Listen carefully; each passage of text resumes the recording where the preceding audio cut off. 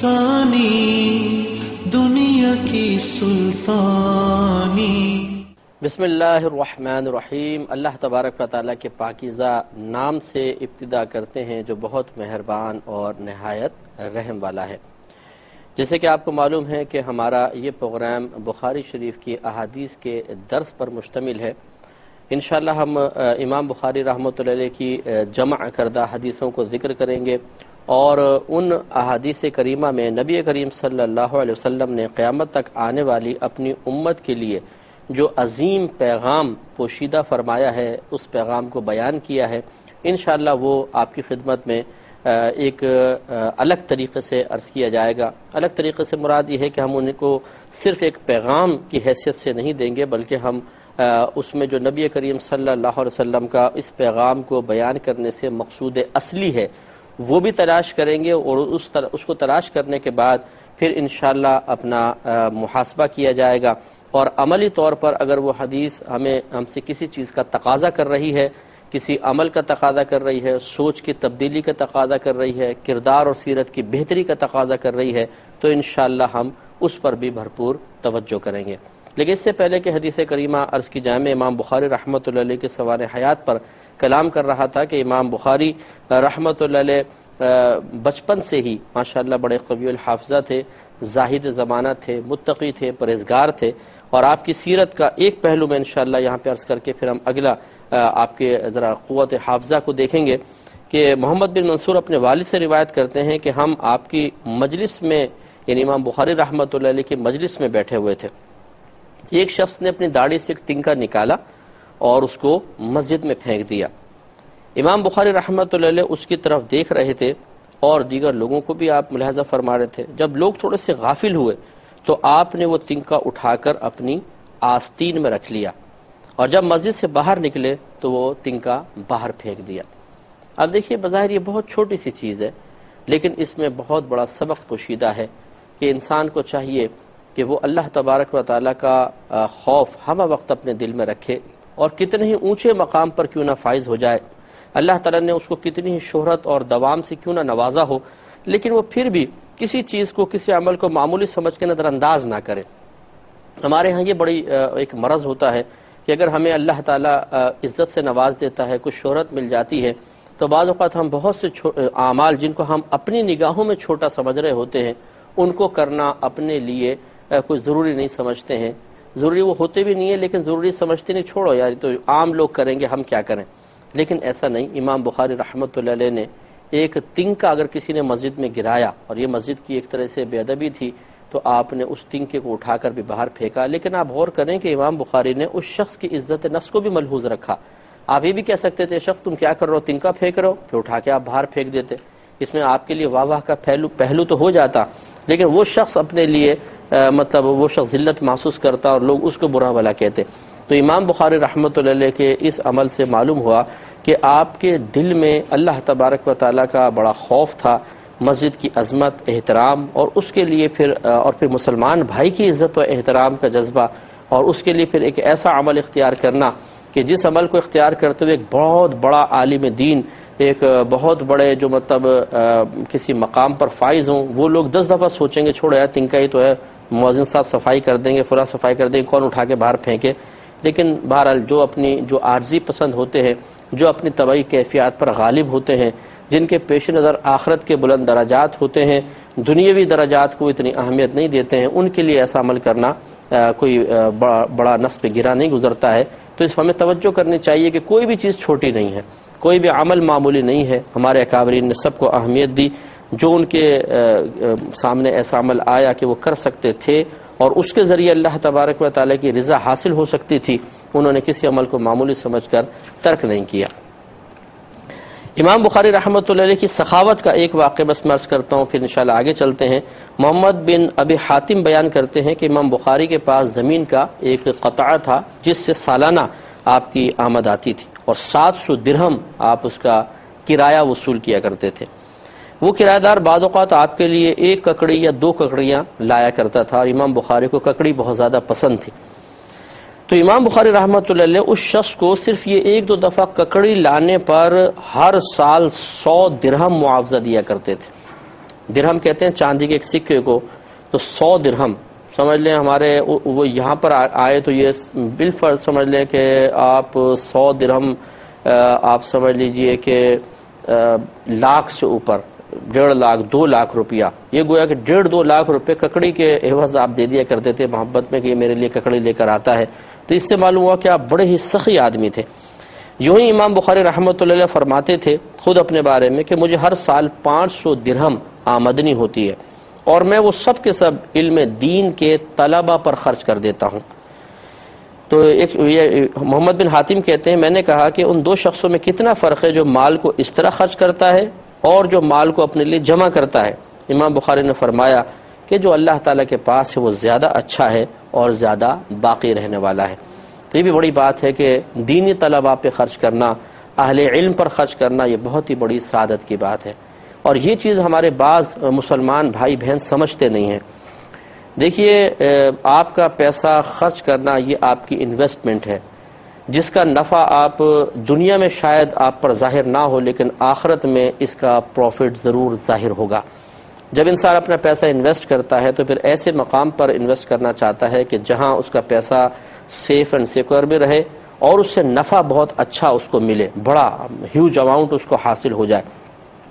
تو مختلف معاملات ہیں، آپ گھر والوں پہ خرچ کرتے ہیں، آپ غریبوں کو کھانا کھلاتے ہیں، کسی بچیوں کی شادی کر دیتے ہیں، مختلف آپ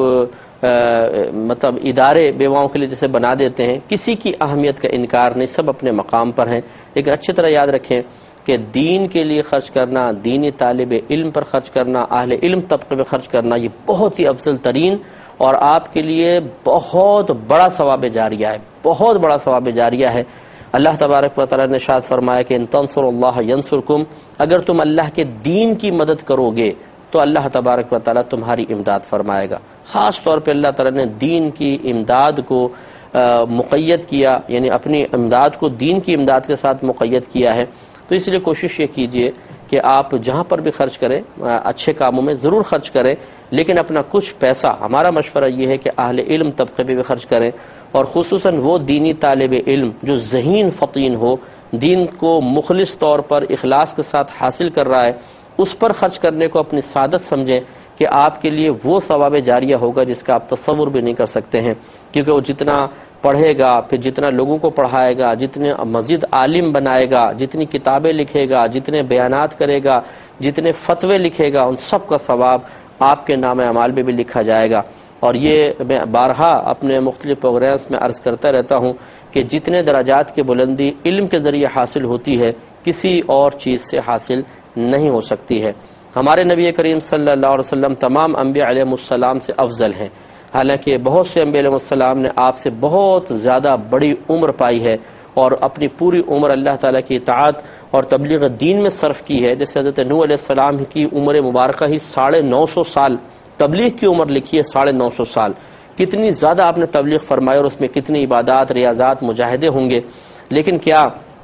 نبی کریم صلی اللہ علیہ وسلم سے آپ کا مقام و مرتبہ زیادہ ہو سکتا ہے؟ یقیناً نہیں. تو نبی کریم صلی اللہ علیہ وسلم کے مقام و مرتبے کی بلندی کا سبب اصلی تو اللہ تبارک و تعالیٰ ہی ہے. اللہ تعالیٰ نے آپ کو مقام دے دیا اور وہ اس مقام کو عطا فرمانے کے سلسلے میں کسی وسیلے کا محتاج نہیں ہے. لیکن اگر سبب ظاہری پر نگاہ ڈالی جائے تو علماء بالاتفاق کہتے ہیں کہ نبی کریم صلی اللہ علیہ وسلم کے تمام مخلوقات پر افضل ہونے کی اصل وجہ آپ کا علم مبارکہ ہے، جس کا ثبوت شب معراج کو ہوا کہ جب نبی کریم صلی اللہ علیہ وسلم مسجد حرام سے مسجد اقصی تشریف لے گئے، تمام انبیاء علیہ السلام وہاں موجود تھے اور وہاں آپ میں سے باقاعدہ کوئی امام مقرر نہیں تھا. اور قاعدہ قانون یہی ہوتا ہے کہ جب کہیں پر کوئی امام مقرر نہ ہو تو امامت کا حقدار وہ شخص ہوتا ہے جو علم میں سب سے زیادہ ہوتا ہے. تو تمام انبیاء علیہ السلام، ان میں آدم علیہ السلام بھی ہیں، ان میں ابراہیم علیہ السلام ہیں، اسماعیل علیہ السلام ہیں، نوح علیہ السلام ہیں. تو آدم علیہ السلام سب کے والد، نوح علیہ السلام ابراہیم علیہ السلام کے بھی جد امجد ہیں اور آپ کی نسل سے ابراہیم علیہ السلام ہے، اور ابراہیم علیہ السلام نبی کریم صلی اللہ علیہ وسلم کے جد امجد، اسماعیل علیہ السلام سرکار انہی کی نسل سے ہیں. لیکن وہ سب پیچھے کھڑے ہوئے اور نبی کریم صلی اللہ علیہ وسلم نے آگے بڑھ کر نماز پڑھائی. اس سے یہ معلوم ہوا کہ علم کی بڑی اہمیت ہے اور علم سے وہ مقام حاصل ہوتا ہے جو کسی اور عمل سے حاصل نہیں ہو سکتا ہے. لہٰذا تحصیل علم میں جو لوگ مشغول ہیں ان کی خدمت کرنا بہت ہی بڑی سعادت کی بات ہے۔ گویا کہ ایک ایسے وصف کے حصول کے سلسلے میں، تحصیل کے سلسلے میں آپ خرچ کر رہے ہیں کہ جو اس شخص کو وہ مقام دلوائے گا جو مقام بہت سے اپنی عبادات اور ریاضات سے حاصل نہیں کر سکتے۔ جب وہ ایک اعلیٰ مقام پائے گا تو یقینی سی بات ہے کہ میدان محشر میں آپ کو بھی اس کا بہترین نفع ملے گا۔ جیسے کہ سید دو عالم صلی اللہ علیہ وسلم ارشاد فرماتے ہیں کہ میدان محشر میں علماء اور شہداء کو بلایا جائے گا۔ اللہ تبارک و تعالیٰ شہداء سے فرمائے گا تم جنت میں جاؤ، اور علماء سے فرمائے گا تم ٹھہر جاؤ اور لوگوں کی شفاعت کرو۔ اس وقت آپ کا یہ خدمت کا جذبہ، آپ کی خدمات کے سلسلے میں عملی اقدامات کس قدر آپ کے لیے نافع ہوں گے، یہ انشاءاللہ وہیں پتہ چلے گا۔ تو بہرحال امام بخاری رحمۃ اللہ علیہ طلبہ پر خرچ کرتے تھے، یہ آپ کا بہت ہی پیارا عمل ہے اور اس طرح ہمیں بھی کوشش کرنی چاہیے۔ آپ کی کچھ حفظ کے بارے میں عرض کرتا ہوں، کچھ آپ کی ذہانت اور فطانت کے بارے میں چند باتیں آپ سماعت فرمائیں، اور ہماری عقل حیران رہ جاتی ہے کہ کس طریقے سے امام بخاری رحمۃ اللہ علیہ کو اللہ تعالیٰ نے ایک عظیم وصف سے نوازا اور آپ نے اس کا اظہار کیا۔ واقعی یہ چیز عقل میں آنے والی نہیں ہے۔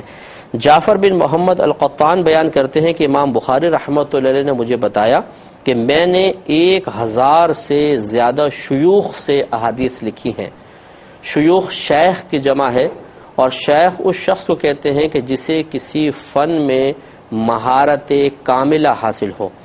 جیسے حدیث میں اگر شیخ کہیں گے تو اس شخص کو شیخ کہیں گے کہ جو حدیث کے فن میں مہارت تامہ رکھتا ہو۔ اگر کسی کو فقہ کا شیخ کہیں گے یا تفسیر کا شیخ کہیں گے تو اس کا مطلب ہے کہ وہ اس میں مہارت کاملہ رکھتا ہے۔ تو 1000 شیوخ سے آپ نے حدیثیں لکھی ہیں، اور فرماتے ہیں کہ ہر شیخ سے 10,000 سے زیادہ احادیث میں نے جمع کی، اور میں ہر حدیث کی سند ذکر کر سکتا ہوں۔ یعنی گویا کہ 10,000 حدیثیں آپ کو، یعنی 1000 شیوخ اور ہر ایک سے آپ نے 10,000 حدیثیں لی ہیں، اور سب کی سندیں آپ کے ذہن میں موجود۔ آپ اندازہ کریں کہ کس قدر آپ کو اللہ تبارک و تعالی نے قوت حافظہ سے نوازا تھا۔ محمد بن ابو حاتم الوراق بیان کرتے ہیں کہ میں نے حاشد بن اسماعیل اور دوسروں سے بھی یہ بات سنی ہے کہ امام بخاری ہمارے ساتھ بچپن میں مشائخ بصرہ کے پاس جاتے تھے، اور وہ احادیث لکھتے نہیں تھے۔ یعنی امام بخاری جاتے بس سنتے بیٹھ کر، یہ سب لکھتے تھے۔ حتیٰ کہ کافی دن گزر گئے تو ایک دن ہم نے ان سے کہا کہ آپ ہمارے ساتھ جاتے ہیں اور لکھتے نہیں ہیں، کیا وجہ ہے؟ آپ آگے چل کے کریں گے کیا؟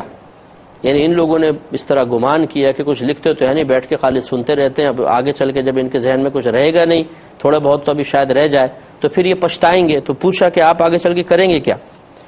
یہ کہتے ہیں کہ 16 دن گزر جانے کے بعد امام بخاری نے کہا کہ تم نے مجھ سے لکھنے کے متعلق بہت اصرار کیا تھا نا، جاؤ تم اپنی لکھی ہوئی حدیثیں میرے پاس لے کر آؤ۔ تو کہتے ہیں کہ ہم سب اپنی اپنی حدیثیں آپ کے پاس لے کر آئے۔ امام بخاری رحمۃ اللہ علیہ نے ان میں سے 15,000 حدیثیں زبانی بیان کر دی، 15,000 حدیثیں، اور کہا کہ تم یہ سمجھتے ہو کہ میں فضول یہاں آتا ہوں اور اپنا وقت ضائع کرتا ہوں؟ تو کہتے ہیں کہ ہم نے جان لیا کہ امام بخاری رحمۃ اللہ علیہ سے آگے کوئی نہیں بڑھ سکتا۔ 15,000 حدیثیں، ہمیں 15 حدیثیں یاد نہیں رہتی کیونکہ ہمارے حافظے بہرحال کمزور ہو گئے ہیں، کچھ گناہوں کا وبال بھی ہے کہ گناہوں سے حافظہ بڑا کمزور ہو جاتا ہے۔ ہمارے اکابرین چونکہ خوف خدا رکھتے تھے، گناہوں سے بچتے تھے، اس کی ایک نورانیت اور برکت یہ حاصل ہوتی تھی کہ حافظہ بہت قوی تھا۔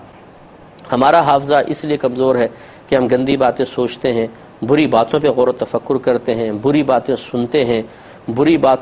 باتیں دیکھتے ہیں، برے لوگوں کی صحبت میں رہتے ہیں۔ یہ تمام چیزیں آخر دماغ پہ افیکٹ ڈالتی ہیں مختلف قسم کا، پھر عادتیں بعض اوقات بہت خراب قسم کی ہوتی ہیں، تو پھر حافظے کیا کام کریں گے؟ تو حافظہ ایک تو اللہ تعالیٰ کا یہ گاڈ گفٹڈ بھی ہوتا ہے، خدا داد صلاحیت ہوتی ہے، اللہ تبارک و تعالیٰ کا ایک عظیم الشان اپنی طرف سے انعام ہوتا ہے، اور بعض اوقات انسان ظاہری اسباب سے بھی اس میں تقویت پیدا کر لیتا ہے۔ تو اگر ہمیں اللہ تعالیٰ کی طرف سے براہ راست ایسا قوت حافظہ نہیں بھی ملا تو ہم اپنے عملی کوشش سے اس کو بڑھا سکتے ہیں، لیکن ہم تو اس کو کم کرنے کی کوشش میں لگے رہتے ہیں۔ ایک مرتبہ یہ محمد بن حاتم بیان کرتے ہیں کہ ان سے کافی ساری روایات ہیں، یہ کہتے ہیں کہ اسحاق بن ابراہیم سے کسی نے سوال کیا کہ ایک آدمی نے بھولے سے اپنی زوجہ کو طلاق دے دی تو کیا حکم ہوگا؟ وہ کافی دیر تک غور کرتے رہے، اس کا جواب نہ دے سکے۔ پھر میں نے یہ حدیث سنائی یعنی امام بخاری رحمۃ اللہ علیہ سے روایت کرتے ہیں، امام بخاری نے کہا کہ اسحاق بن ابراہیم سے کسی نے سوال کیا تو وہ جواب نہ دے سکے، تو پھر میں نے بتایا کہ نبی کریم صلی اللہ علیہ وسلم نے فرمایا کہ بے شک اللہ تعالیٰ نے میری امت سے اس سے درگزر کر لیا ہے کہ وہ اپنے دل میں کسی کام کا منصوبہ بنائے جب تک اس پر عمل نہ کرے یا کلام نہ کرے۔ تو یہ بہت بڑے استاد تھے اسحاق بن ابراہیم، تو کہنے کا مطلب یہ ہے کہ آپ کی توجہ ایک طرف نہ رہی اور وہ حدیث ذہن میں نہ آئی تو میں نے اس حدیث کو بیان کیا۔ تو آپ کو اب اتنی حدیثیں، ان میں سے ایک حدیث کو بیان کرنا، اور دیکھیں پہلے دور میں ایسا نہیں تھا کہ کتابی شکل میں حدیثیں مل جاتی، اس لیے اور زیادہ مطلب حیرت انگیز چیز ہے کہ امام بخاری رحمۃ اللہ علیہ نے اپنے ذہن کے اندر اس حدیثوں کو جمع کر کے رکھا اور بر وقت بیان کیا۔ بہرحال یہ فقہ حنفی کے مطابق یہ روایت نہیں ہے، مطلب ہمارا فقہ حنفی میں احناف کا موقف کچھ اور ہے، اگر کوئی بھولے سے بھی طلاق دیتا ہے تو واقع ہو جاتی ہے۔ یہ بہرحال ایک حدیث کے حوالے سے یہ لکھنا تھا تو میں نے آپ کو بتایا۔ محمد رحمۃ اللہ علیہ بزرگ ہیں، انہوں نے کہا کہ امام بخاری نے مجھے بتایا کہ مجھے 1,00,000 احادیث صحیحہ حفظ ہیں، صحیح حدیثیں 1,00,000، اور 2,00,000 احادیث غیر صحیحہ میں نے یاد کی ہوئی ہیں۔ یہ طبقات شافعیہ کے اندر یہ روایت نقل ہے کہ 1,00,000 تو صحیح حدیثیں، صحیح حدیث اسے کہتے ہیں، میں نے جیسے ابھی تھوڑا 1-2 پروگرام پہلے بھی آپ کو بتایا تھا کہ جس کے بیان کرنے والے جن کو راوی کہتے ہیں سب کے سب نیک ہوتے ہیں، پرہیزگار، متقی، قوی الحافظہ، بے مروتی والے کاموں سے بچنے والے، عادل، باشرع، گناہوں سے بچنے والے، کبھی جھوٹ ان سے منقول نہیں ہوتا ہے۔ تو 1,00,000 ایسی حدیثیں آپ کو الگ یاد ہیں، صحیح حدیثیں، اور 2,00,000 حدیثیں غیر صحیحہ کہ جن کے راویوں میں تھوڑا بہت کسی میں حافظے کی کمی ہے، کسی میں تقوی کی کمی ہے، کوئی پرہیزگاری میں، کوئی بے مروتی والے کاموں میں مشغول پایا گیا، اس طرح کی 2,00,000 حدیثیں۔ تو 3,00,000 حدیثیں تو آپ نے بیان کی، اور خالی یہ نہیں کہ تھوڑا تھوڑا ٹکڑا حدیث کا، یہ پوری سند کے ساتھ امام بخاری رحمۃ اللہ علیہ کو یاد ہوا کرتی تھی۔ تو اس سے معلوم ہوا کہ امام بخاری رحمۃ اللہ علیہ کا بڑا زبردست حافظہ تھا، اور اللہ تعالیٰ نے آپ کو عظیم حافظے سے نوازا۔ اللہ تعالیٰ ہمیں بھی اس سے حصہ عطا فرمائے۔ ایک اسی سلسلے میں ایک امتحان کا میں ذکر کرتا ہوں، پھر انشاءاللہ اختتام کی طرف لے کر آئیں گے، کہ حافظ احمد بن عدی بیان کرتے ہیں کہ جب اہل بغداد کو معلوم ہوا کہ امام بخاری رحمۃ اللہ علیہ بغداد آ رہے ہیں تو وہاں کے محدثین نے امام بخاری کا امتحان لینے کے لیے 100 احادیث کے متون اور اسناد میں رد و بدل کر دیا۔ متن کہتے ہیں، جب حدیث آپ بیان کریں گے اس کو متن کہتے ہیں، اور جو سلسلہ روات ہوتا ہے اس کو بیان کرنے والے اس کو سند سے تعبیر کرتے ہیں۔ تو جو حدیث کا مضمون ہے متن، اس کی جمع متون ہے، اور جو یہ سند ہے اس کی جمع اسناد ہوتی ہے۔ تو 100 حدیثیں لی، ایک حدیث کا ٹکڑا اس میں ملا دیا، اس کے یہاں ملا دیا، پھر جو راوی تھے بدل دیے، ان کا ادھر کے ادھر ڈال کے 100 حدیثیں ایسی گڑ مڑ کر دیں، اور ایک حدیث کی سند کو دوسری حدیث کے ساتھ اور پہلی والی حدیث کی سند کو دوسری کے ساتھ لگا دیا۔ اس طرح 100 احادیث کے متن اور سند الٹ پلٹ کر رکھ دیے، اور 10 آدمیوں کا انتخاب کر کے ہر ایک کو 10 حدیثیں دے دی، اور کہا کہ یہ امام بخاری سے سوال کرنا۔ جب آپ بغداد میں داخل ہوئے تو اہل بغداد نے آپ کے اعزاز میں ایک عظیم الشان مجلس مذاکرہ منعقد کی، جس میں علماء بھی تھے، عمراء، عوام کی بہت بڑی تعداد تھی۔ اب طے شدہ پروگرام کے مطابق ایک شخص کھڑا ہوا کہ جی ہم آپ سے کچھ حدیثیں میں بیان کرنا چاہتا ہوں، ہمیں بتائیے کیا آپ ان حدیثوں کو جانتے ہیں یا نہیں۔ تو دیکھیں، ایک تو ہوتا ہے کہ آپ حدیث سنائیں، یہ بھی امتحان ہے، ایک ہے میں غلط چیز بیان کروں اور پوچھوں کہ آپ کو یہ چیز معلوم ہے، اور آپ غور کریں کہ یار یہ غلط چیز تو میرے ذہن میں نہیں آ رہی، یعنی ایسا تو نہیں ہے، دوسرے طریقے سے ہے، تو آپ کہیں کہ نہیں میں نے تو اس کو سنا ہی نہیں ہے، یہ آپ کیا بیان کر رہے ہیں۔ تو انہوں نے پھر اسی طرح جب کیا کہ ایک آدمی کھڑا ہوا، اس نے کہا میں حدیثیں عرض کرتا ہوں، آپ نے فرمایا سناؤ، اس نے ایک حدیث سنائی، وہی جو گڑبڑ کی ہوئی تھی۔ امام بخاری نے فرمایا کہ میں نے ایسی کوئی روایت نہیں سنی۔ دوسری بیان کی، آپ نے انکار کیا، تیسری بیان کی، اس طرح پورے کے پورے 100 نے بیان کیا، اور آپ ہر مرتبہ انکار کرتے رہے۔ اب جو عوام تھی بیچاری وہ پریشان کہ امام بخاری نے تو حدیثیں نہیں سنی ہوئی، لیکن جو علماء طبقہ تھا جو امتحان لینا چاہتے تھے وہ اشش کر اٹھے کہ واقعی اللہ تعالیٰ نے آپ کو زبردست قوت حافظہ عطا فرمائی، اور اسی پر بس نہیں کیا، پھر امام بخاری رحمۃ اللہ علیہ ان کے بعد کھڑے ہوئے اور آپ نے پوری کی پوری 100 حدیثوں کی وہ غلط سند پہلے سنائی کہ تم نے یہ بیان کی غلط، صحیح یہ ہے، پھر دوسری حدیث بیان کی کہ تم نے یہ سنائی تھی غلط، صحیح یہ ہے، پوری کی پوری بیان کی، تو لوگ آپ کی علمیت کے قائل ہوئے۔ اللہ تعالی ہمیں بھی اس حافظے میں سے حصہ عطا فرما دے، آمین۔ وآخر دعوانا ان الحمدللہ رب العالمین۔ اے اللہ دین تیرا ہم پہ احسان، تکمیل انسانی دنیا کی سلطان